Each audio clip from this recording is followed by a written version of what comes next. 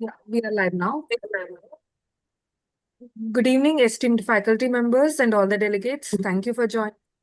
This is Sahiti on behalf of Shield Connect, welcoming you all for today's international webinar on breaking the barriers, unpacking sexual justice, and speaking of sexual justice with expert insights. So it's my privilege to introduce the convener of today's webinar, Dr. K.S. Jairani Kamraj ma'am. Ma'am is the Senior Consultant of Reproductive Medicine and Director of Akash Fertility Center and Hospital at Chennai, South Zone Coordinator of No to Wow Committee, President-elect of TAPISAR, and past President of OXY, Joint Secretary of TELEFOGI, and Advisory Council member of World Association for Sexual Health. I welcome you, ma'am, and I hand over the session to you. Thank you, Sahiti. A very warm afternoon greetings from Chennai and from India.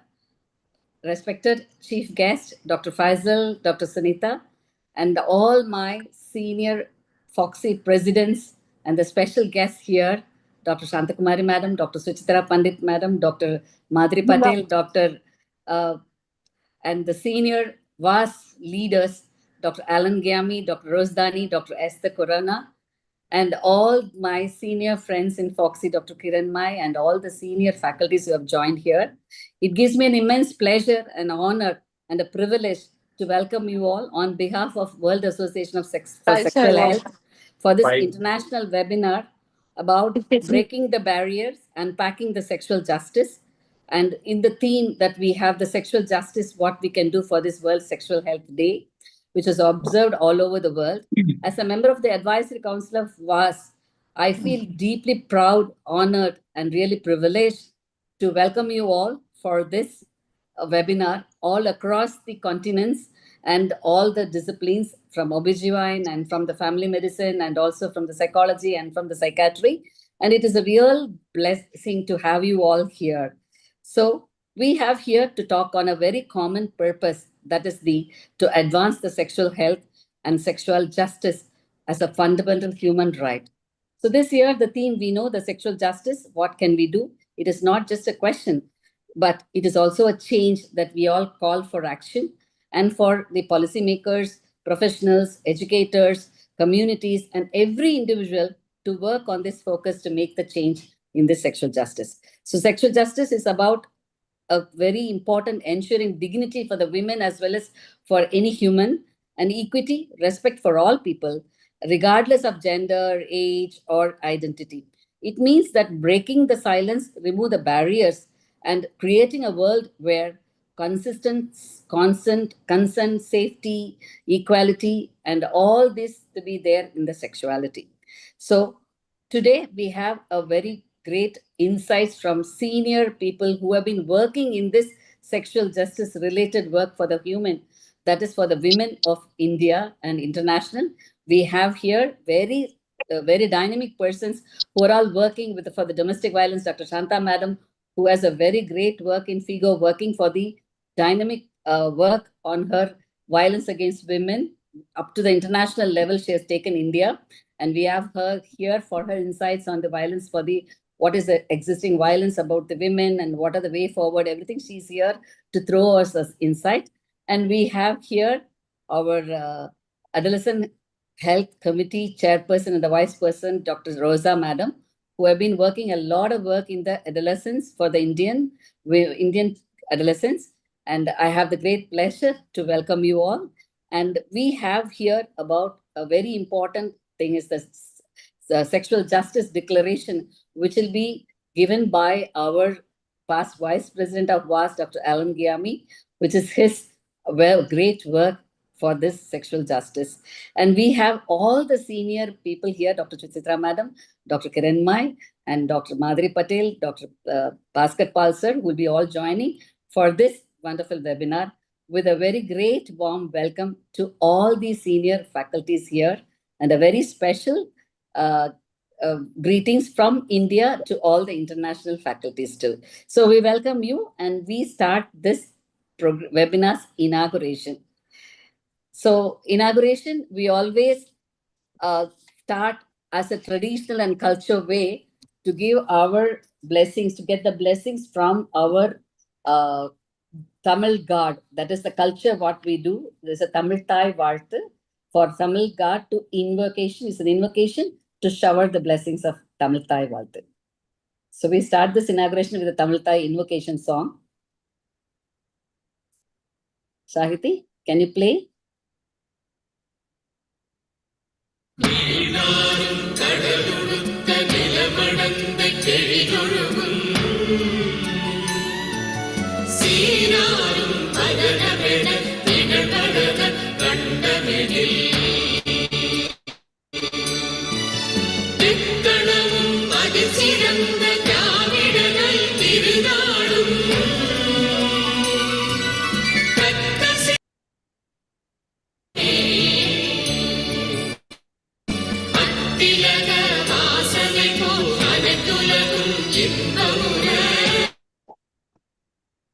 என்ன பின்னி நைக்கினேன்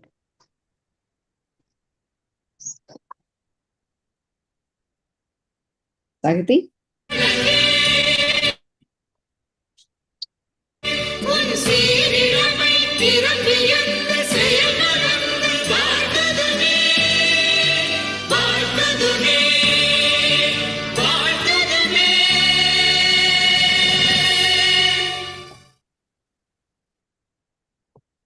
Anything we start always with a cultural and traditional way of lighting the Kuttuvilakku, that the light dispels the darkness of ignorance and lights the knowledge, and it invokes the knowledge which is always we see in the light. So we start with the traditional way of lighting the Kuttuvilakku to start this webinar.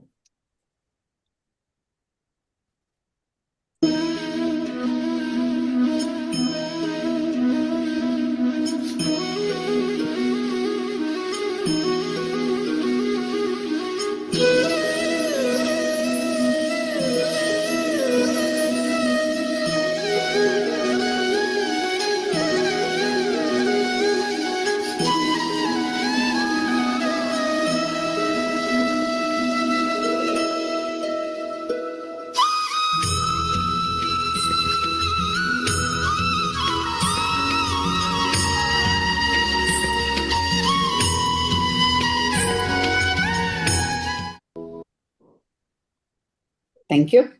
So we'll move on to the inauguration. I have the great pleasure, honor, and privilege to welcome and introduce our chief guest, Dr. Faisal. He's the president of World Association of Sexology, and I'm very proud and honored to say that he's one of our OBGYNs internationally from Lebanon. Sir is the associate professor and a clinical OBGYN on sexual health and public health practice, director of Women Integrated Sexual Health Program, Department of OBGYN, American University of Beirut Medical Center, and the Faculty of Health Sciences of AUB. So, Sir is the president of the World Association of Sexual Health, and he is the member of stage of WHO, member of board of directors from Guttmacher Institute. He is the past vice president of International Federation of Gynecology and OBGYN, that is a FIGO. He's the past VP, and he was the chair of the Arab Women Health Group, that is the Federation of Arab Gynecology of Obstetric Gynecologists, advisor of UNFPA and WHO, author of very many research articles and chapters in books and the media articles regarding uncovering the women's reproductive sexual health, about the displaced population and the survivors of violence. Sir, we welcome you, and over to you for your words of wisdom, sir.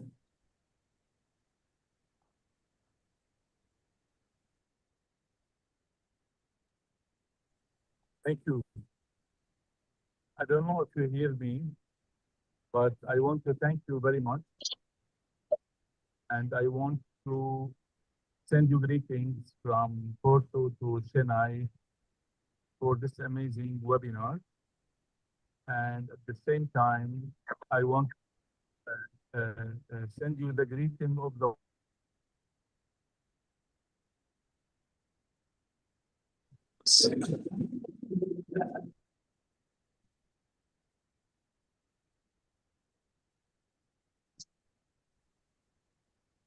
I think his network is weak. sexual justice to make sure that no one is left behind. I want to thank you all very much and wish you all the best for this meeting. Thank you. Thank you, sir. Thank you. Thank you so much for your presence in midst of your very busy schedule. Thanks so much for joining us. Thank you for your wishes and the blessings. Thank you, sir. So we now welcome our president, Dr. Sunita Dandalwakar. We all know her as a very sweet and strong and very energetic person who is a very, very great person, presently the present Foxy President 2025. And she's the founder president of Society of Ovarian Rejuvenation. And she's the president of the Pune OBGYN Society 21-22. And she has been the chairperson of the honorary founder, honorary secretary of ESAR. And Madam is the second vice president of ESAR and president IAG between 2019 and 20. And she's the vice president of Foxy between 2015 and 17. And she's the elected board member of ISG between 2013 and 17. And she has authored very many books and very many publications she has done. And she has been an invited faculties of very much international and national conferences, more than 400 to her credential. And Madam is presently the head of the Department of OBGYN and chief of the IVF Endoscopy Center of Ruby Hall Clinic, an advisor and consultant to Dr. D.Y. Patil IVF and Endoscopy Center. And she is the founder and the medical director of the Solo Stem Cells, a stem cell research application center of Pune. And she has a very great, extraordinary achievements to her. That is the India's first stem cell baby and world's first at the age of 45 on the 16th April delivered the first baby, which is following the first society. I mean, she has formed the first Society of Ovarian Rejuvenation in 2023. Thank Madam, you, Jairani. Madam is the best and the first in everything. Over to you, Madam, for your kind words. Thank you, Jairani. Thank you for having me on this wonderful webinar. I can see your passion. I'm aware that this is the subject very close to your heart, and I see last more than 2 decades you're working on a sexual and reproductive health. I'm so glad, and on behalf of Foxy, I welcome past presidents of Foxy and also the organization having all international faculty from all across the globe being here. Thank you so much. It's been very important subject, I think, and definitely in last 2 decades, the amount of progress has happened when it comes to sexual and reproductive health, even in a developing countries like India, is far more. I think sexual health, it is far more than just the absence of disease. It's very important. It's a right of information, right to choice, right for a respectful health care to this woman. And as a gynecologist and the healthcare providers, we should have not only the knowledge, but we should own the responsibility of a sexual health. I think at Foxy level, probably the way Foxy functions with so many committees, the committee chairpersons coming together, and adolescent committee working on this, the violence against women committee working on this issue, the infertility endocrinology committee working on these issues. So it is so important. And we always, Foxy has worked in its leadership towards this sexual and reproductive health. And we have many adolescent health school programs. We have so many CMEs. We always have an advocacy partner with our government. And our vision as a Foxy leader, anytime when we talk about, even for this year, when we say Ek Rashtra, Ek Mission, Swastha Nari Samruddha Vatan, when we talk about Nari, it is always even the adolescent health. The organizations in India, apart from OBGYN, in a reproductive and sexual health are working always in collaboration, not only with each other, but with the government. So there is always a chain of an event. Any chain missing, then we will be discoordinated in our activities, or we may be just repetitive. But here, when we work together in our advocacy and implementation planning of all, along with the government, absolutely, the way we have progressed. And we are fortunate to have the gynecologists like Jairani, who are taking this as a passion as a subject towards it. And our committee chairperson, I must talk about Dr. Apurva, who goes in every colleges and is running special programs for it. And I'm really amazed the way everyone works on this. And Professor Allen, it was wonderful knowing about you, the amount of work you have done and guided, I think, the entire globe for this.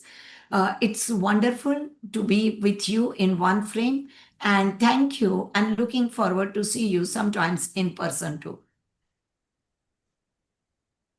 Thank you, madam. Thank you. Thank you so much for your kind words. Thank you so much for your very passionate regarding the sexual health of every Indian women. And we know pretty well that you are you are working strong towards each and every sector of the women's life, from the adolescent to the elderly, regarding the sexual health and the reproductive health. And you are the right person for the reproductive care, which is almost, you have done the stem cell, the first of its kind, and a rejuvenation. Even an elderly woman get her own genetic child is always a blessing. And you're really a core person who works with passion for this women's life. Thank you so much for joining us, ma'am. Thank you so much. Thank you, Jairani. Thank you for your kind words. Yeah, ma'am. Thank you, ma'am. Thank you. So I have the great privilege and honor to welcome Madam Dr. Suchitra Pandit. Can I have Madam's slide, CV? Yes, ma'am. So, Madam is the past president, and she's a very soft person, but at the same time, a very strong person, working with passion towards women's health. And Madam, we welcome you. And I would like you to say your wishes for this, ma'am. Your talk is later, but I want your wishes for this inauguration, ma'am. Thank you very much for involving me in this wonderful program. And I'm sure that, all the brilliant minds that have been put together by you yourself, because you have been working in this subject for a very, very long time, I'm sure the outcomes are going to be excellent, and you will be able to give a right message to everybody. Thank you very much, and all the best for your future committee. Congratulations to Kiran. Kiran Mai done a great job, and you're going to be carrying that light forwards, keeping all these points in mind. Thank you very much. Thank you, ma'am. Thank you.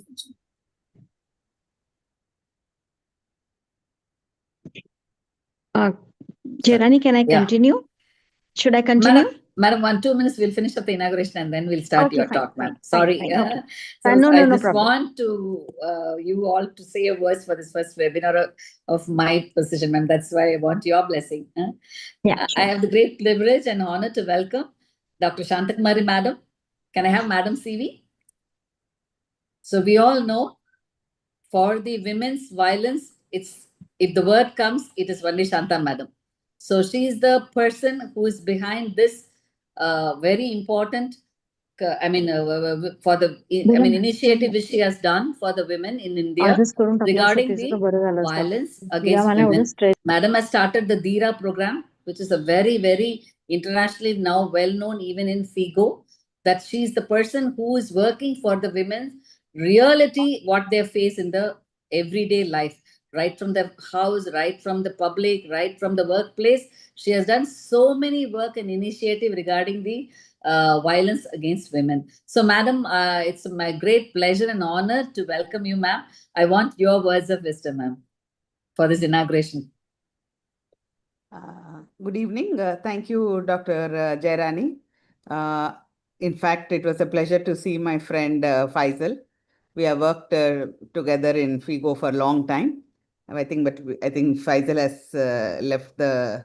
No, yes, ma'am. They have an inauguration program in Porto. Yeah, I know that. No problem. But it's actually a very important. I wanted to congratulate Faisal for becoming the president of this World Association of Sexual Medicine. Has been working very much in the field of women's health, especially in the Middle East areas, from where it comes from, Lebanon and all those areas. And my greetings to Professor Alain and all the other Foxy president and the past presidents who have joined. And Kiran and you are doing a wonderful job. Well, exactly as you rightly put, I think when I started off about talking about no to violence against women way back in 2015, where I had become the first time the member of the FIGO working group on no to war. That time, FIGO had realized that we need to be the voice for the women because we are the global voice of women. And violence against women is one of the most, I think, pervasive evils which is there across the globe. And when you're talking about no to violence against women, absolutely right. I think we all know that it is any sort of physical, sexual, and psychological violence.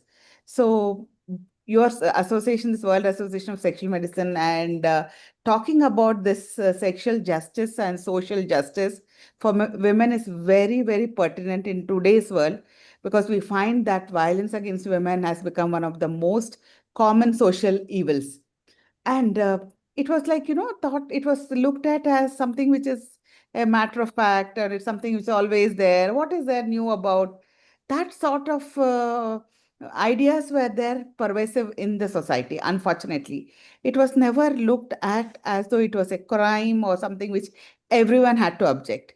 I think the fact that now that the world has woken up to the fact that everyone needs to say no to any sort of violence, not only the sexual violence, and sexual violence with the intimate partner, with an husband, or within the pervasiveness of an friendship or whatever, any sort of sexual violence, I think it has to be objected.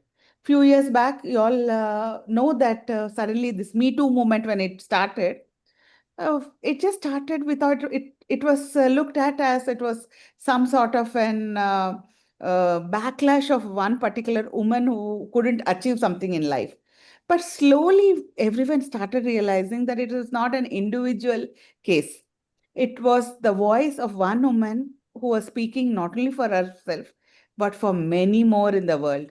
And slowly, so many celebrities started waking up, started talking, and then everyone realized that this is one issue which is common at all places across the continents, across the social, financial strata, be it the lowermost strata to the highermost strata. I think that is the importance of this issue. And the fact that we are all talking about this itself means that it's time that we end this sort of issues where we keep on talking about this violence against women, and we're talking about the sexual justice and whatnot. I think now OB-GYNs are all focused because we are the main people who are in touch with women's health. So we know that we have to be empathetic to the problems which women come to us. And this will actually give us some sort of a connect, I think, to our patients, the women who come to us. That's the reason why organizations, be it the FIGO or the Foxy or any other organization in the world who's taking care of women, have to talk about this most. It's not only important that you are a good laparoscopic surgeon or an IVF specialist. What is very important, you are an empathetic doctor to your patient. So I'm sure that now all of you will be doing good work. We are not looking at equality. I think we look at equity in the society. What we need is equity. All these sorts of reservations, 30% in politics, elections, 30% job reservations, everything is there, but it's all there in black and white. But what happens in the families, what happens in the society, what happens in the workplace? Where is the justice meted out to women?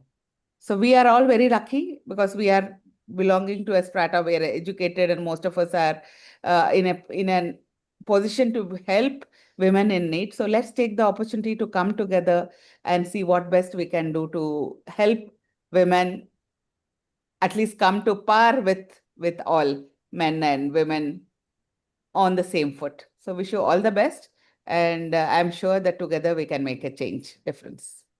Thank you, ma'am. Thank you so much, ma'am. Thank you for your kind words. Thank you, ma'am. So I think Dr. Bhaskar Pal sir is flying. I think he sent his message. Can I have sir CV just to introduce sir? Bhaskar sirs and Madhuri Patel madam, both of them are traveling to Sri Lanka. They are in the flight. So they said that they'll be joining. So sir is a very energetic person who is going to take over as a president, Foxy 2026. Sir is the senior consultant gynecologist from Apollo Multispeciality Hospital in Calcutta.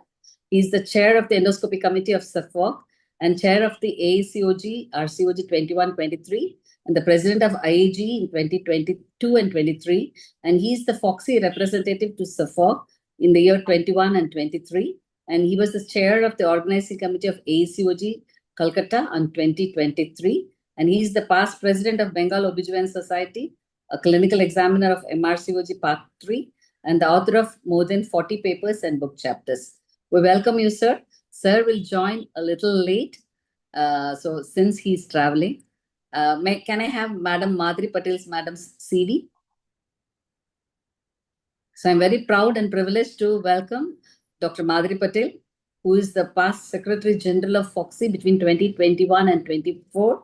And she's the President-elect of FOXY in 2027, Editor-in-Chief of Jogi 2024, Joint Secretary of FOXY 2009, and she has been the Honorary Clinical Association of Wadia Hospital of Perel, and she has been awarded very many awards, a few being the Shailaja and Narayan Pandit Award for the year 2019-2020, and the Amox Ganantra Charitable Medical Center Award for Social Services and Social Issues for the Women Health, and Datta Prize for the Best Foxy publication of Category A. And she has authored very many textbooks of Foxy updates. And she has delivered very many guest lectures in the national and international level. We welcome you, Madam. Madam also will be joining. She's in a ceremony. She said that she will join.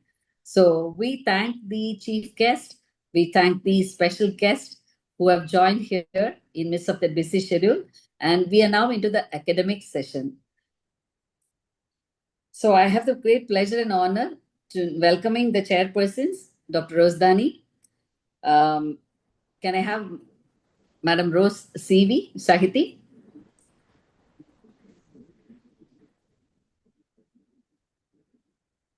So Madam is the Professor of the Family Medicine at the University of Science, Malaysia, with over 2 decades of experience in clinical practice, teaching and research. And she has published more than 80 scientific papers, authored several books, and contributed chapters to international academic publications. And she has held the PhD in Women's Health from the Latrobe University, Australia, and has led a pioneering work in women's sexual health, diabetes, and chronic disease management. And she is the past president and the current board member of the Asia-Oceanic Federation of Sexology and advisory committee member of the World Association for Sexual Health. And she's previously headed the Women and Sexual Health Clinic at University Sian, the Malaysian hospital, where she integrated a lot of clinical work, research and advocacy. And she has been deeply committed with the advancing sexual rights, health equity, and culturally sensitive approaches to sexual health and education across Asia and beyond. We welcome you, Dr. Rose. I would like you to introduce Dr. Suchitra Pandit Madam to deliver her lecture. So Madam, she wants, she has an emergency, so can you please introduce Madam? So that Madam, we want to hear with Madam. We welcome you, Rose. Okay, today we very fortunate to have Madam. Sorry, can you make it bigger? Can you make it bigger?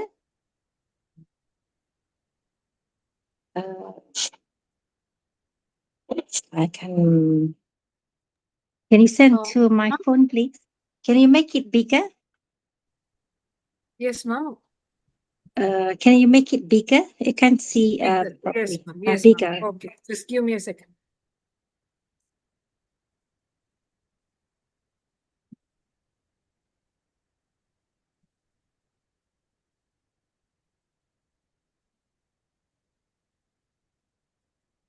Okay, ready with this? Is this Yes, okay, sir. ma'am? Okay, sir. कितनी वेळ आहे?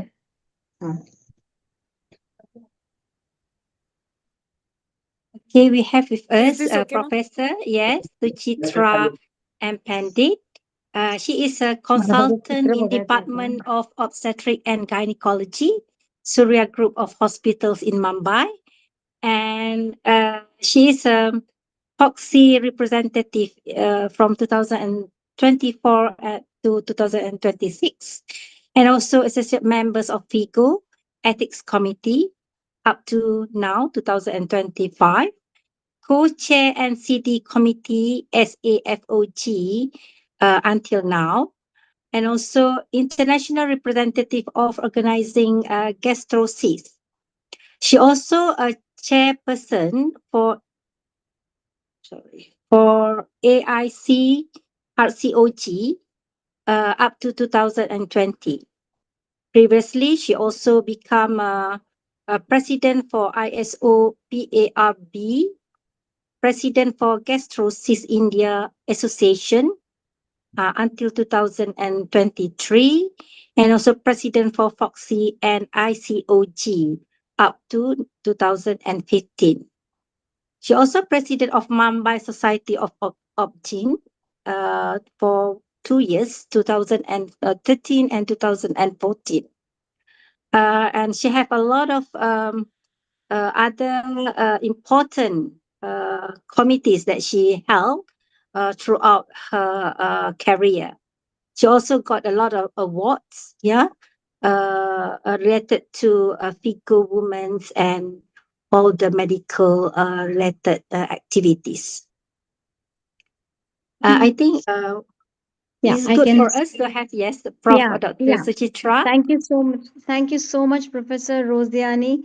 Thank you very much. And thank you once again, Dr. Kiran Mai, as well as the incoming chair, Dr. Jairani has given me this opportunity. And my topic is basically pregnancy, contraception, and sexual justice. So, in the broader context, we know that pregnancy, contraception, and sexual justice are intertwined concept, where the sexual justice is basically a framework, and this is a framework to allow equitable access to contraception and reproductive health, so that people can actually make informed choices which are self determined, and it should be completely free from any discrimination and any coercion. And we all always say that WHO says that access to contraception is a fundamental right of any individual, and this should provide an autonomy and prevent unwanted pregnancies, reduce the spread of STIs, and should allow people to decide, how big their family size is, and when the girl can actually is considered empowered if she's able to decide when she wants to get married, when she wants to have children, and how many children and what contraception she should be having. Whereas if you're talking of a reproductive justice, which will be discussed in more detail today, this expands on this very concept, but the additional things that it is looking at systemic barriers, and these systemic barriers are faced by the underprivileged, the marginalized communities, and it also challenges the coercive practices that have always targeted the reproductive autonomy. And what are the important points that come under the key, the under the sexual justices? Obviously, right of all the individuals to make informed, voluntary, and self decision choices about their sexual participation, about reproductive health, free from discrimination and coercion, which I've already mentioned before. Again, as far as contraception is concerned, all different methods should be offered to them, and they should be given a detailed description. And it's called as, whatever is available, the comprehensive knowledge should be given to them so that they can make an informed choice. And this contraception should also, they should be counseled about it, and they should be counseled about the freedom of choosing what they have to, and they should be able to reduce the spread of STIs. And reproductive justice also, what is very important is it connects the reproductive rights with the social justice, and it focuses on the right to have children. Now when you counsel a patient, she has the right to refuse, she has the right to decide what she wants to do. So that's why I said it should be an informed decision making, and the woman should have empowered decision, and they should be free from any kind of racism, poverty, discrimination. These are all unique to these are unique obstacles which can come up, and therefore the importance of this reproductive justice is there. Again, there should be a health equity, where again we are talking about informed choices and beyond access to choice, which means that there should be absolutely no coercion and no discrimination at all. So then finally we would say the goals of any reproductive justice is full range of contraception to be offered, comprehensive information which should be kept absolutely confidential, and this should be medically accurate, and the patient should be explained the risk and benefit ratio. It should suit the patient all the ways, mentally, physically, looking at her medical issues and also looking at her socioeconomic status, but at the same time should be suitable and acceptable to her, should be developmentally appropriate. And today we have the third gender, that is the LGBTQ community. And in these cases also, whenever contraception is advised, it should be advised in the same manner as you would advise to any other individual. So there should be no bias or no prejudices while discussing contraception about them. They may have many questions, but these should be answered, and that would be called as reproductive justice. Again, accessibility and being culturally acceptable to the person is very important, and there should be no harm. The element of choice is very important, and they should definitely overcome the element of bias. Many a times, there are governmental policies which we have seen in the history that there is a social control whenever they're talking of contraception, and this social control is more onto the marginalized communities. So we as individuals and we as the human beings or gynecologists who are practicing OBGYN and family care medicine should be able to give this absolutely straightforward counseling and offer the contraceptive choices free from coercion, free from any kind of discrimination, and absolutely suitable to all. And this is what I would definitely like to say, that please, everybody keep the concept of social and reproductive justice in mind. Thank you very much. You, Sitra, you are giving us a very good information regarding contraception, because contraception is should be for all, provided we have to understand our patient as a whole, and also we have to give culturally sensitive and make sure everybody gets their rights, right? Okay, I think next week maybe we can go to the second. Thank you We so don't much. take any question and answer, Jarani. We Uh, should keep at the end. yes, Is it like it's that? actually the experts' insights. If you have Mm. any doubts, we can ask Madam. She's here. Yeah. Is there any questions from the floor? Madam, that was really amazing, ma'am. You have put forth a lot of things regarding the sexual and reproductive health, regarding the consent, the confidentiality, the I mean, it's an empathy also that plays a very important role, especially in the ART era in our country. It is always that we have to have a very strong, passionate, and compassion regarding these IVF patients, which are very much needed, because many a time the third party reproduction has a lot of Yes. problems related to them.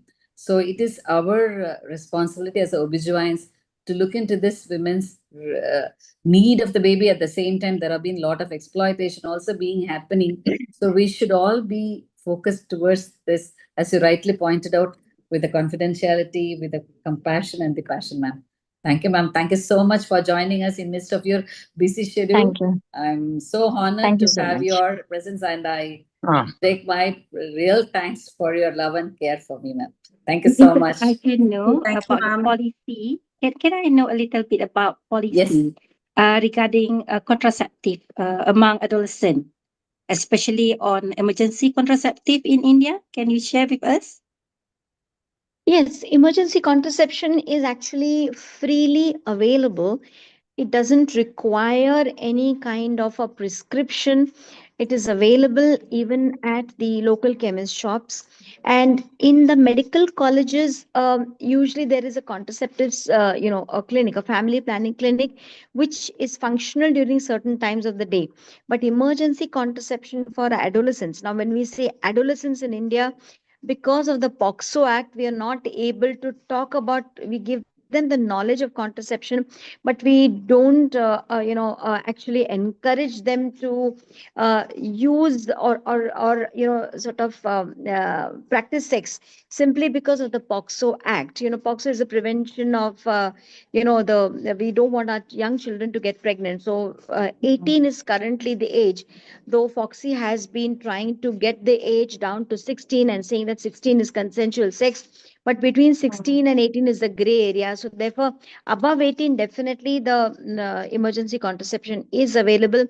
I don't think we have any kind of a national policy on that, but Foxy has given a position statement, and the FPI, the Family Planning Association of India, has given a position statement saying that it should be available to anybody who needs it without waiting for a prescription, and the patient should take it. But the insert on the pack, which it says that please meet your doctor once you have taken it, because many a times, if they don't take it correctly, or if they miss, or they still don't get a period, then they should go to the doctors concerned, so that in case it is an ongoing pregnancy, they can have access to abortion.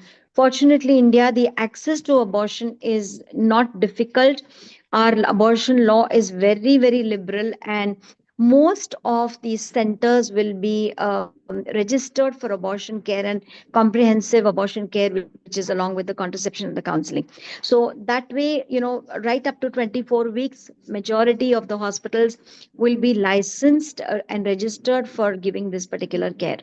So therefore, emergency contraception, yes, it is being used. Our only worry is the young people, they misuse it, and sometimes, they keep using it instead of using a regular contraception. So if after using an emergency, if they come to the gynecologist, at least we can prescribe them some kind, we can offer them, whether you can use regular contraception, and along with regular contraception, can you also use condoms to prevent the STI? So that is what we want, because we want our young people to be protected from STIs also. Okay. Okay, thank you Thank for you so the much. Thank Ma'am, you. information. one more question, Sushila ma'am. Ma'am, is it a, because many times when we talk about POXO and about the adolescent contraception, we have this doubt and dilemma. Should we inform if someone comes to the clinic and ask, a 16-year-old girl comes and asks for a condom, should we tell them, we should tell about the POXO? Should we have anything to inform the police or anything like that? Should be like, because any act below the age of 16, Okay. of course, it's a pregnancy, we say, but even a Yeah. sexual act or a pregnancy related to it has to be informed to the police. What is your take on this, ma'am? Yeah, I think if there is a pregnancy, we have to inform the police. But if we are giving them knowledge about contraception, I think knowledge is absolutely fine. Because even in our youth melas, we did that. We were talking to young boys and girls. They should be aware of the contraception existing. And as I said, Foxy has been trying very hard with all other organizations, trying to tell the government that please reduce this age to 16, because we do know from the statistics globally that the children do tend to have, we don't want to say consensual, but they do have sex after the age of 16. We do see that it is happening. So if we give them knowledge, we tell them what are the, how to maintain the reproductive health, and how to protect themselves, I think that would be very, very important. But as you said very rightly, if there is a pregnancy, yes, we have to inform. So we are sometimes caught in a dilemma what to do. Should we tell them? Because are we encouraging? No, we are not encouraging them to have sex, but we're giving them the knowledge. And many a times, a 16-year-old girl, she'll come with some person. That person may be a friend, maybe a partner, maybe a mother. So if the mother is there, I always tell the mother to sit by so that we can discuss this together. If there's a partner, many a times the partners will sit outside, but I tell them to come inside so that we can discuss and tell them, as far as possible, be safe, avoid getting pregnant, because if you get pregnant, we still have to report to the police. And apart from reporting the police, it can be, there are ill effects to your health because your body is not fully developed. So this is the way I take it, and I hope that the POXI Act gets revised very soon. We don't encourage pregnancy before the age of 18 at all. In fact, we tell them, have your careers, and once you're financially and economically independent and you've chosen the right partner, get married, or whatever, and then have a baby. So we don't encourage that. But at the same time, we can't tell them that don't have sex at all, because which is not right, because we also know that they have sexual urges. But to tell them to do a safe method, use condoms, use contraception, I think it is our duty, and it is the right of that girl to get the information from us, correct? Thank you, ma'am. Thank you so much. Yeah, that's the clear things that you have given regarding this, ma'am. I hope from the chat box one has given, perhaps discuss and advise and not issue any prescription. That's what they have uh, given in the chat yes, box. Uh, Thank you, ma'am. Thank you so much for your thank you so much. wonderful insights about this. I'm really honored and pleasure to have you here, ma'am. Thank you so much Thank you for so your much. kindness Thank to you be so here, much. ma'am. Thank Thank you, Thank you, ma'am. you. ma'am. Thank you. Thank you, Suchita. So we move on to the next chairperson. I have the great pleasure and honor in welcoming and introducing my dearest friend and a very energetic and dynamic and a very great person who is the chairperson of the Foxy No to Violence Against Women Committee, Dr. Kiranmai Devini, who is the present chairperson of Foxy No to Our Committee 2022 and 25, vice president of Obstetric Gynec Society of Hyderabad, and core member of Foxy No to Our Cell 23-24, a co-member and a coordinator and a TOT and the faculty for Foxy Dira Initiative, a scientific chairperson of ACOG 2024 Hyderabad, organizing secretary of. Yeah, I think, We welcome you, yeah. Kiran Mai, who has Yeah, got a thank you lot so of much. awards in Foxy also. And over to you, Kiran, to introduce Dr. Alan. Yeah, thank you so much. I think today, on the World Sexual Health Day, you have put up a wonderful program, bringing in, International World Association of Sexual Health Organization, the president, the immediate past president, vice presidents, and all the global luminaries, I can say, our own Dr. Shanta Madam, Smita Madam, everyone together. First of all, congratulations for that. And secondly, I want to congratulate you for taking over as the chairperson of the very important Foxy No to Violence Against Women Committee, and your passion in that, and as well as in the sexual health. I think that will be a great combination to go forward. So without further delay or ado, it's my privilege to introduce Professor Elaine Giami. Sir is currently the Emeritus Research Professor at the INSERM National Institute of Health and Medical Research in Paris. Has been the Vice President of the World Association for Sexual Health from 2021 to 2025. Is currently an independent researcher, speaker, and consultant. He served as an expert in various task forces at the WHO, UNESCO, the French Supreme Court, and the French Ministry of Health. He created and developed a university diploma on sexual health and public health at Paris University, and served as the scientific director at the UNESCO Chair in Sexual Health and Human Rights 2010 to 2014. He has published several books in French, English, and Portuguese, including Histories of Sexology Between Science and Politics, co-edited with Sherman Levinson, Sexual Revolutions in collaboration with Gert Ekma, Palgrave 2014. It's an honor to have you, sir, and thank you, Jerani, once again to bringing all these stalwarts to this forum. So, over to you, sir. Thank you so much.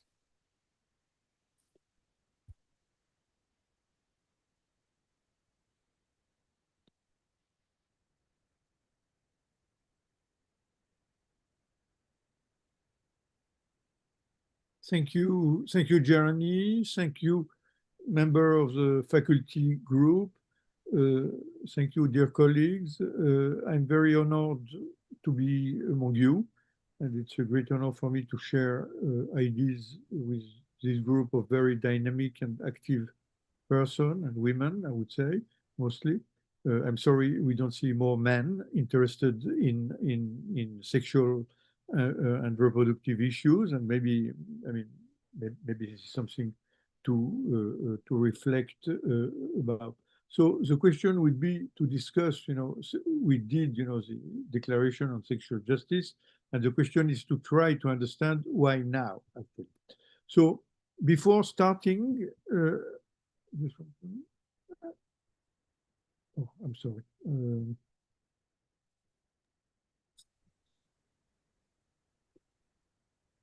I'm sorry, just 1 minute. I lost my stuff.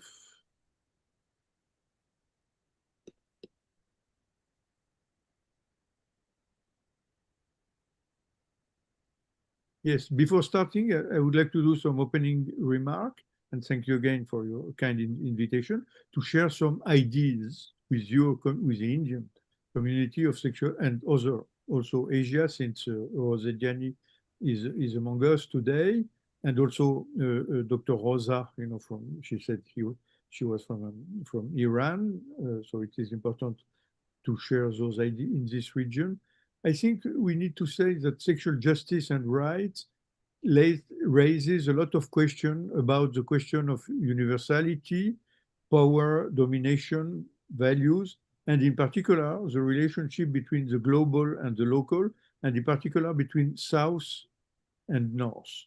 So one of the major questions, in my personal view, is how the ideas underlying and expressed in sexual justice uh, discourse and declaration happen to interfere and interact with the values, representation, meanings, and value of the people living in different regions, and in particular in your region. So the question is, as it has been sometimes criticized, that the discourse on sexual rights is the discourse of the North imposed to the people of the South. So this is something which needs to be discussed, and I had some also conversation with people from different countries. Some people refuse the idea of sexual rights, saying that it is an expression of colonialism, post-colonialism.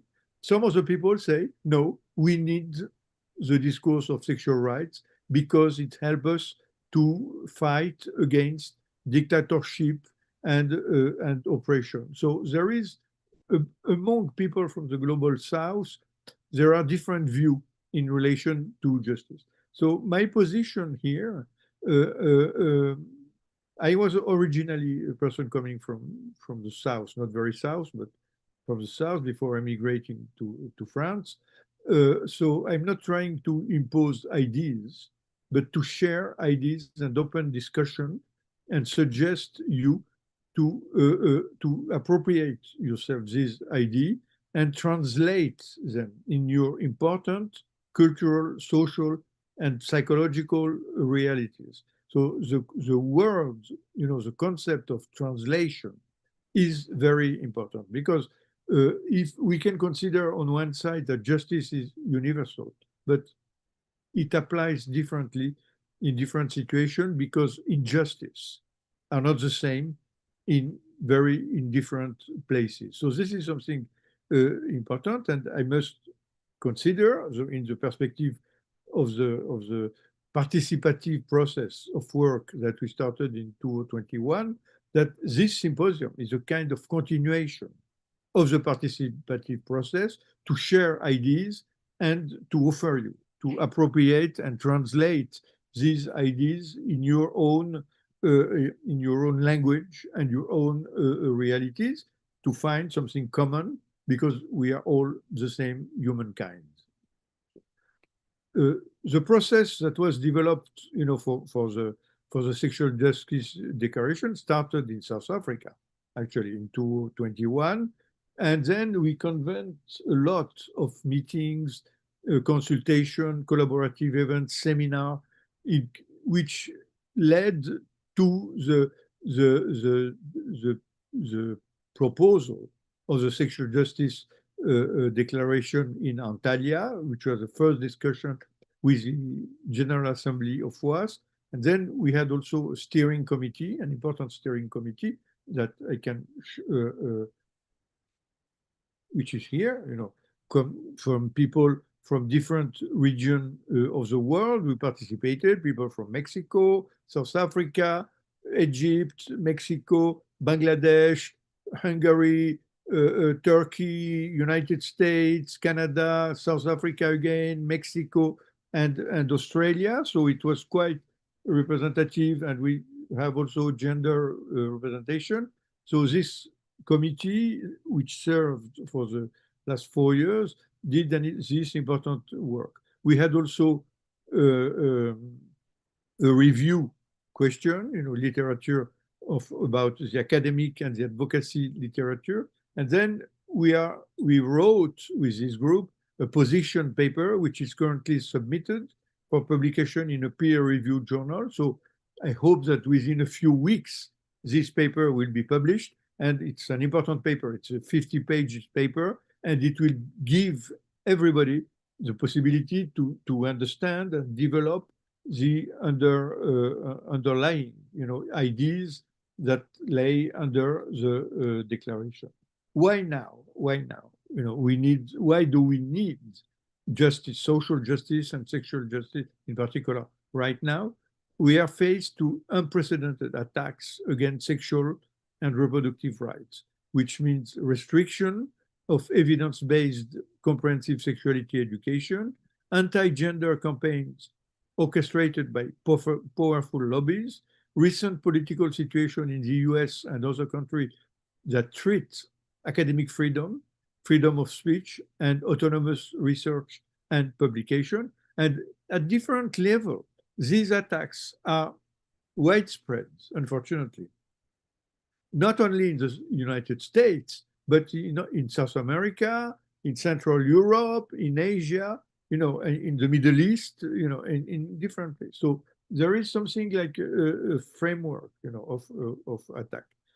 We have also situation of war and armed conflict and ethnic cleansing, including genocide, in Afghanistan, Darfur, Ukraine, Gaza, Palestine, Central Africa, and so many others.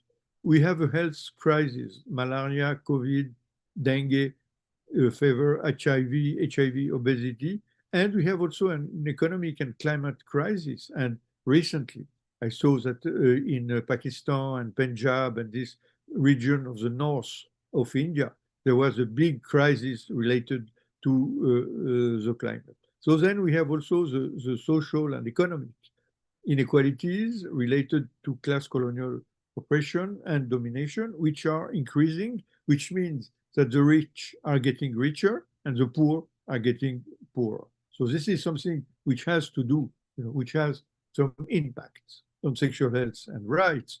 But first one, it's about inequality. So crises do not affect every individual and community in the same way. Sexual and gendered violence against women and girls, and in particular in Iran. So you have to, and in particular and in particular in Iran and Afghanistan, there are limitations of access to gender care for trans and gender diverse adolescents and youth in many countries, including England, the United States, France, Italy. Some declarations saying that there are only two gender, men and women. This creates difficulties for the care of trans and gender people. Restriction and cancellation of access to abortion and contraception in many countries, in the north and in the south. Reduction and cancellation of funding of resource on research, and removal and restriction of books in library and database. What was the objective of the sexual justice? I would say not initiatives, a program, related to sexual justice. One is, to ensure the promotion, protection, and respect for and respect of sexual and reproductive rights, which are recognized and defined in global human rights framework, and in particular the WAS Sexual Rights Declaration, published in 2014. These rights must be strengthened and enhanced where they exist, and they have to be protected when they exist, and expanded in context where they remain unrecognized or denied. And it is important also to advance equitable, and we spoke of equity at the beginning of this session, access to rights by addressing the structural determinants of exclusion and discrimination, which means that it is important to observe that the difficulty to access are not related to people. They are related to the cultural and political organization of the health system. And this facilitating equitable access to sexual health requires a significant redistribution of resources and sustained investment in across, to oppressed and marginalized community. Then there is something which is more difficult, and this is the more cultural sensitive dimension, because the institutional norms, representation, prejudice, attitude, and practice are not the same. They do not take the same expression in France and in India. And I'm sure, I don't know very well India, I'm sure that the situation is certainly different in different regions of India. So we need to modify those attitudes, also important, that perpetuate exclusion, discrimination, and harm. So this is one point. And as WAS, which is an organization of professionals, we need to work among all professionals. This is important because our way of action, we cannot transform the society if we don't focus on the audience of WAS. And the audience of WAS are the people, from our profession. Then we need to propose structural transformation which would redress and repair. And this is something which is the more political dimension. And of course, we have little possibility, but we can still influence politicians and organizations in our neighborhood. I will comment a short definition of sexual justice, but you can find it on the website of WAS in full detail. It's not a long text, but we see that first we have to dismantle systemic inequalities and to reaffirm every person's rights to pleasurable, satisfying, and safe sexual experiences and demands, and also demand access to quality healthcare services and education. These are the two sides of the sexual justice. On one side is the possibility to have pleasurable and free, away from coercion, sexual life, and the other one is access to quality health care, which are always in which many people are discriminated for social, religious, gender reason. We need to have also to see, and it has to do by equity, that to respond to individual and community needs, but we cannot abandon the idea of equality.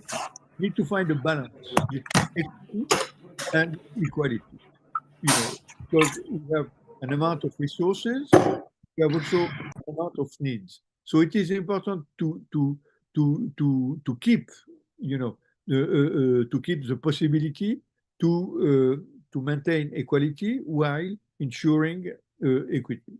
And then, as I said, we need to challenge social norms, power dynamic, and relationship. So you can have the WAS Declaration on Sexual Justice. I would like to do a last comment also, if I have a couple of minutes more. It is a question of sexual and reproductive justice, because historically, the question of justice started among women of color in the US with reproductive justice. And the question of reproductive justice is very, very important. It is oriented in many countries of the South. This movement, for example, of reproductive justice is very highly developed in Brazil, which is a country in which I have a lot of activities, and they are very. And then we forget, and sometimes we include sexual into reproductive. And I think the position of WAS is not to negate the reproductive dimension, but it is to open that, to consider that reproductive life is a part of sexual life. So, and it is important because sometimes we consider that women are assigned to reproduction and men are not concerned with reproduction, and men are more on the side of sexuality and sex. We need to rebalance. We need to include men into the reproductive process and program, to give them accountability, responsibility about making children and raising children, educating children, and maintaining a relationship with the other genitor of those children. But at the same time, we need not to maintain the women only to consider that the sexual life of women is related to reproduction, because there is an important part of sexual life of women and men which is not reducible to reproduction. And the idea of WAS, the World Association for Sexual Health, and also my ideas, my personal ideas, it is to give a kind of more important, to put it on the first page, the question of sexuality, which is highly threatened at the moment in various countries of the world with the coming back, the backlash of Puritanism. So thank you very much for your attention. I hope we discussion and thank you.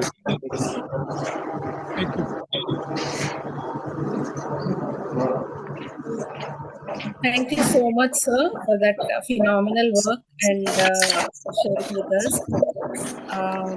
I think if any of the special guests, the seniors, would like to have some comments or queries.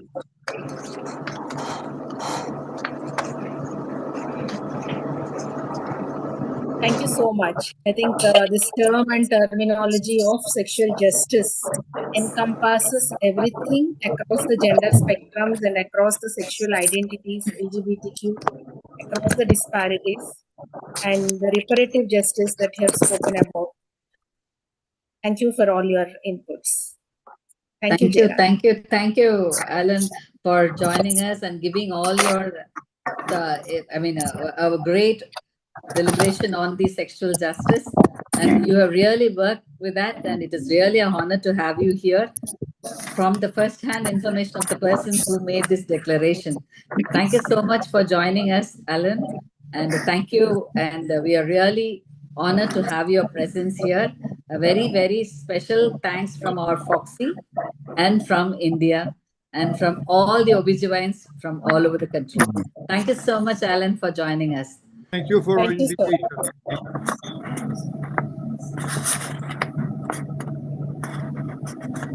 Thank you. So we'll move on to the next chairperson. I have the great pleasure and honor in welcoming Dr. T. Kamraj, who is the sexologist and senior fertility specialist from Chennai. He is the present vice president of Asia Oceanic Federation of Sexology. He is an andrologist with expertise in male infertility over a period of 40 years. He is the chairman of the Indian Association of Sexology, director of the Indian Institute of Sexual Medicine, and he is the founder and director of Akash Fertility Center and Hospital. And he has been an invited faculty for various national and international conferences. Over to you, Dr. Kamraj, to welcome and introduce Dr. Rosa Olesi, madam. Good evening, all of you. Dr. Rosa Olai is a director of Olai Hospital, Gwalior, state coordinator for Foxy, member of Medical Advisory Panel, Family Planning Association of India, president, Gwalior OG Society, chairperson,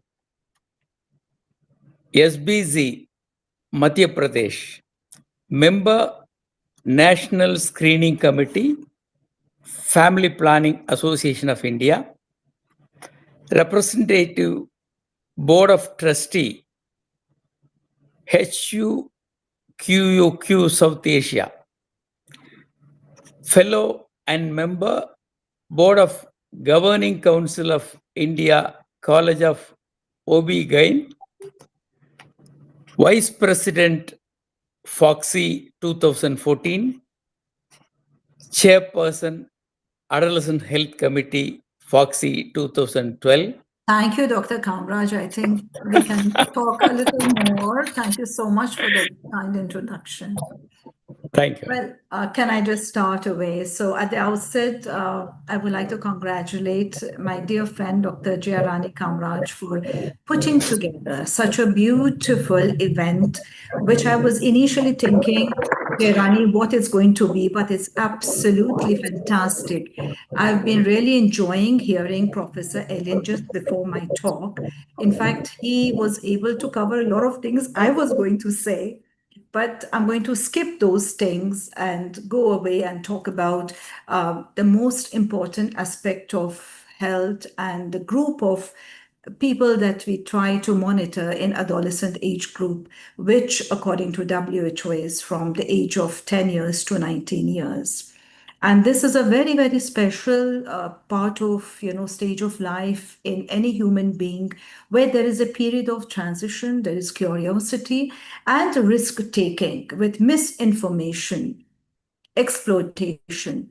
When we see right now the world which is at odds with itself, we have a lot of migration taking place all over the world. I was just going through the FIGO and WHO data and saying so many young adolescents are being carried away from one country, from one state to the other due to wars, due to political situations in their homeland, and many are being exploited. We had the COVID also, Dr. Ali explained so well. I'm not going to repeat all that.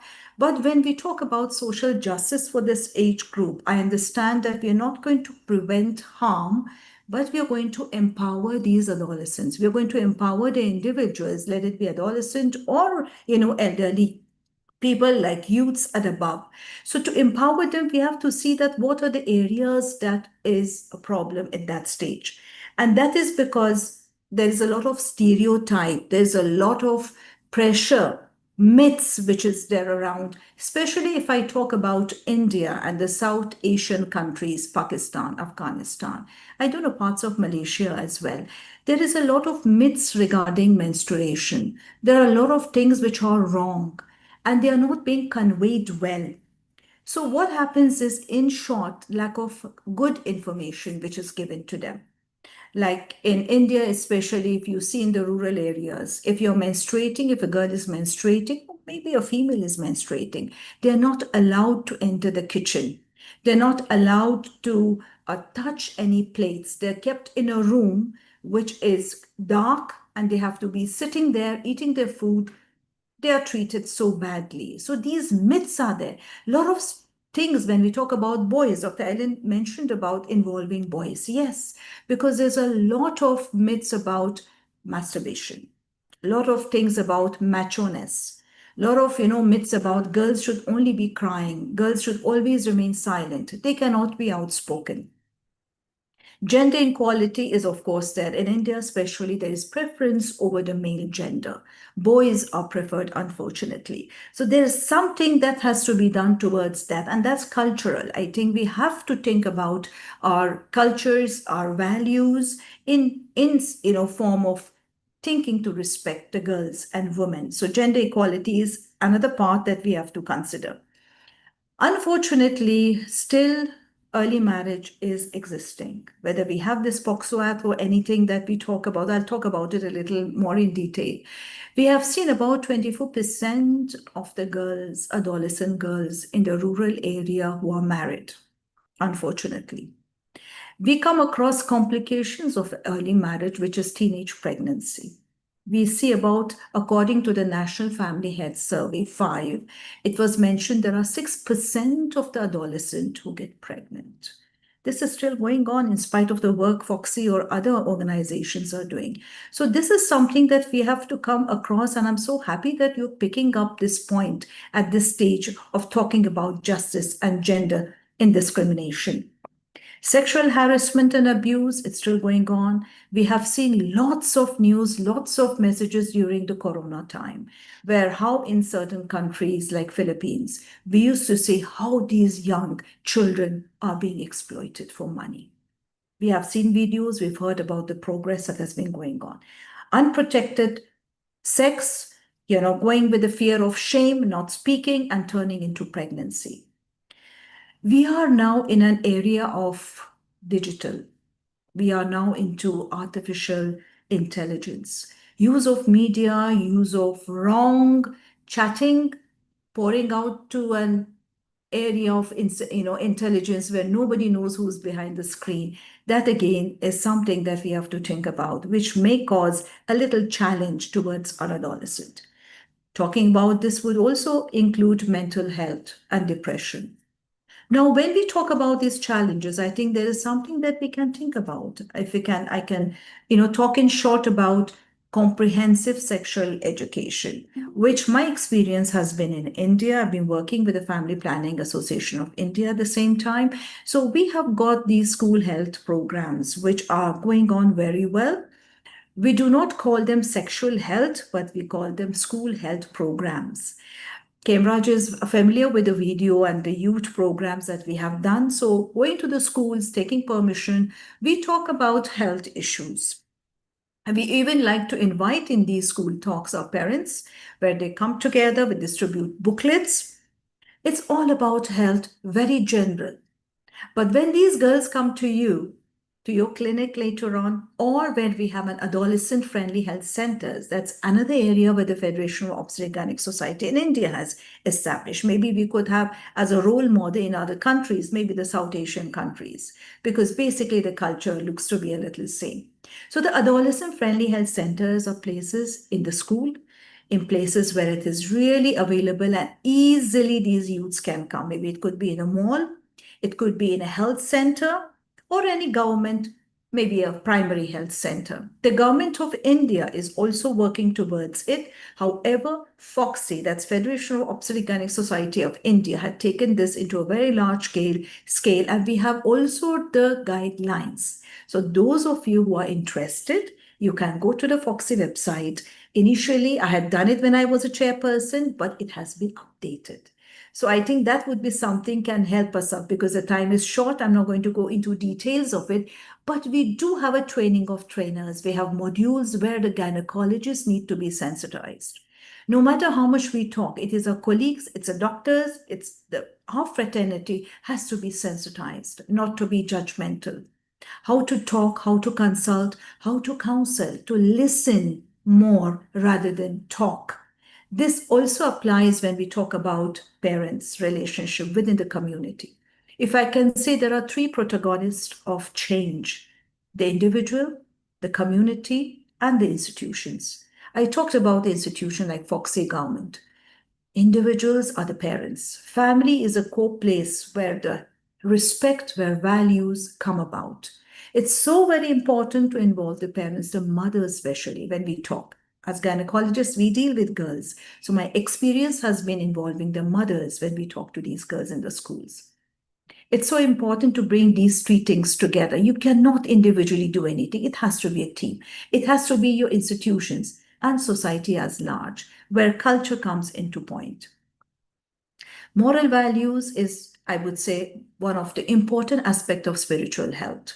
Meditation, part of health, which is not only physical, mental, social, but spiritual well-being of an individual, which talks about bringing up good values. We nurture these young people right from an early age. There is a junior youth empowerment program which is going on around the world, I must say. Dr. Jairani, you must be aware of this. The Junior Youth Empowerment Program talks about how to be of service to your community and service. In that way, the mind of the child gets, into service, into being good, not to go towards bad habits, but rather help your society to bring a united community in your neighborhood. So Junior Youth Empowerment Program is another aspect of doing good work along with adolescent-friendly health centers. Health access is very important. It should be friendly. It should be with what the culture of the the environment is. Each country has got their own kinds of rules and regulations. POCSO is protection of children from sexual offenses, which is started in India. And it was initially shared with even Dr. Suchitra initially. I will not repeat this, but this is something which has helped to a great extent in avoiding sexual contact before the age of 18. However, when we see teenage pregnancy, 6%, well, I think we have to think about it a little more seriously because still it is prevalent. So I think in short, I just want to congratulate Dr. Giarani again, the whole team of the International Sexual Organization World here. And I'm so happy that you made me part of this. I think we can work together and bring about a lot of change, not only in India, South Asian countries, but I think all the other countries, the whole world is together. Unfortunately, due to wars, due to political issues which is going on, people are deprived. And mostly, I would say, it is it is a youth, it is the young children and women who are being suffering with wars. Thank you so much, Jayarani. My wholesale thanks to all of you. Thank you so much for inviting Thank me. you, ma'am. Thank you, Thank you Dr. so much, Kamala. ma'am. Thank you so much for your very inspirational, emotional, and very empathetic talk about this, which is very close to your heart and also very close to many of the people here, ma'am.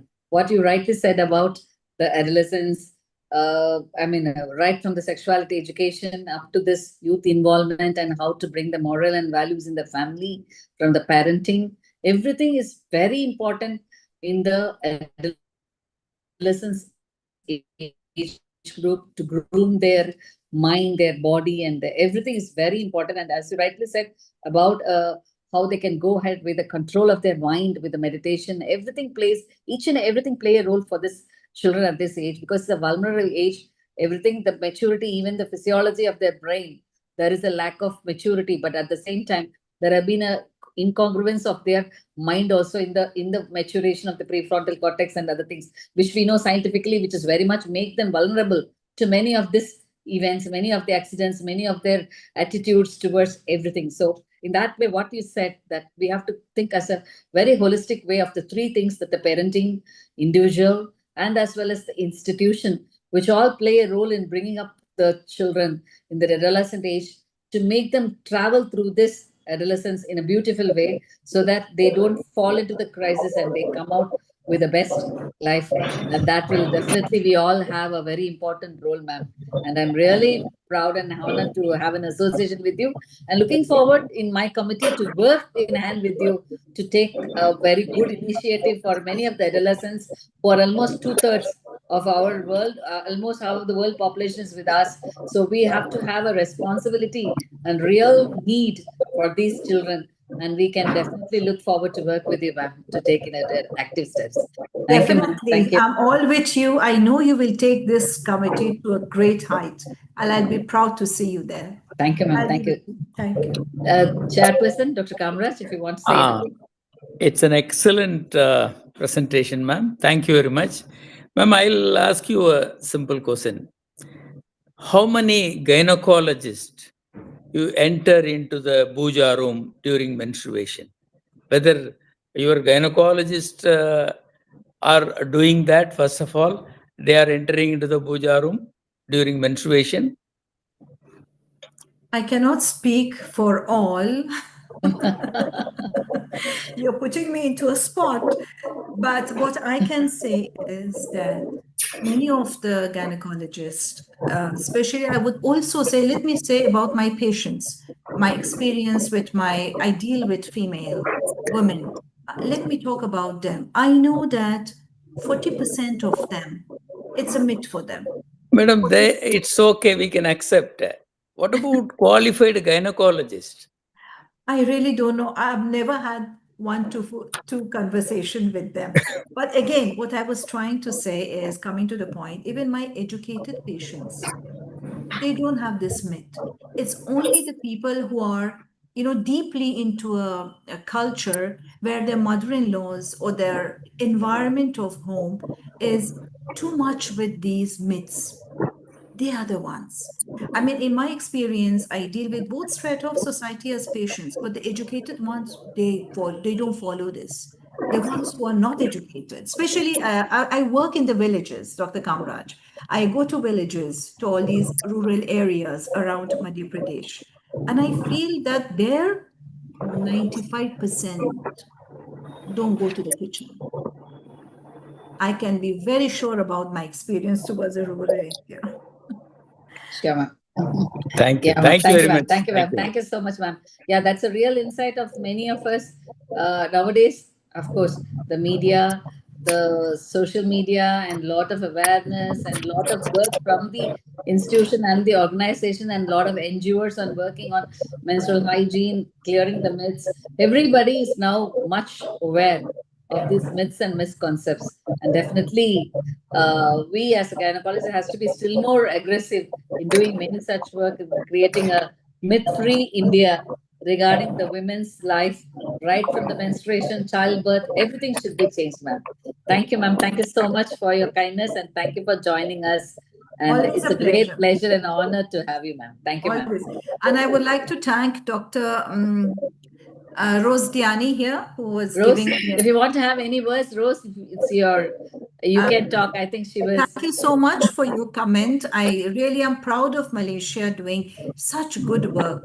I mean, you're far away from, I was not aware of the work, but it's so lovely to hear this from you. And I understand you worked with the La Trobe University in Australia.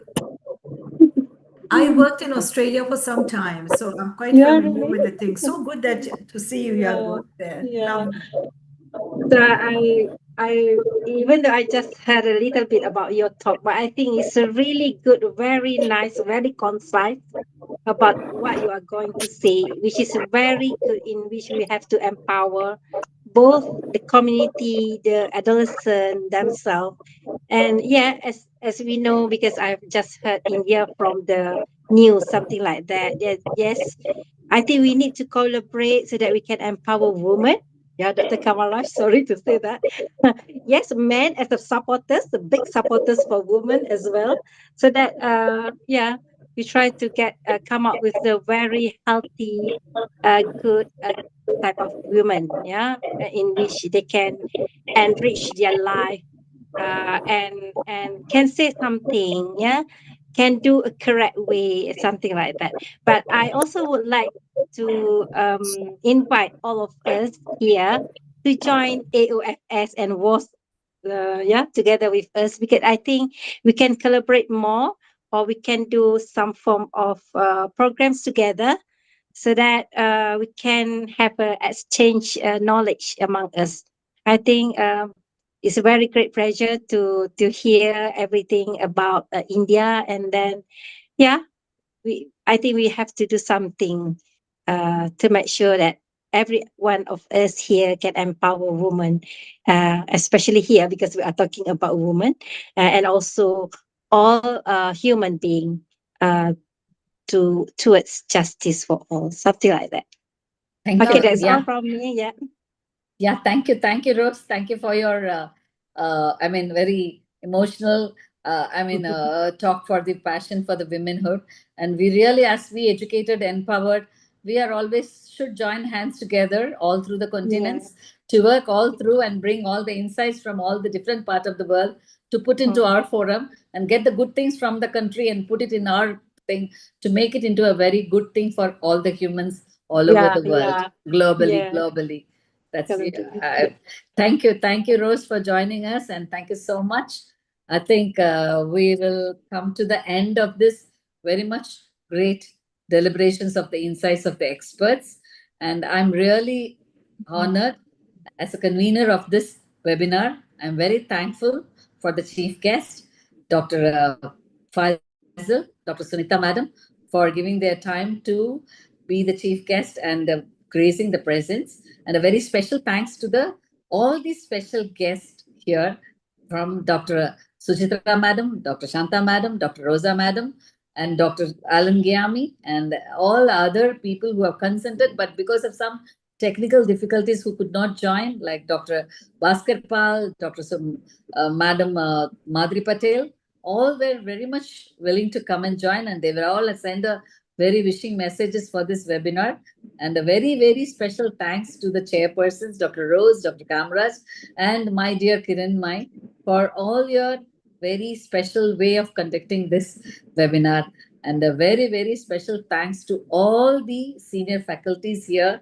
And my great thanks to the delegates who joined in. I don't know how many have joined.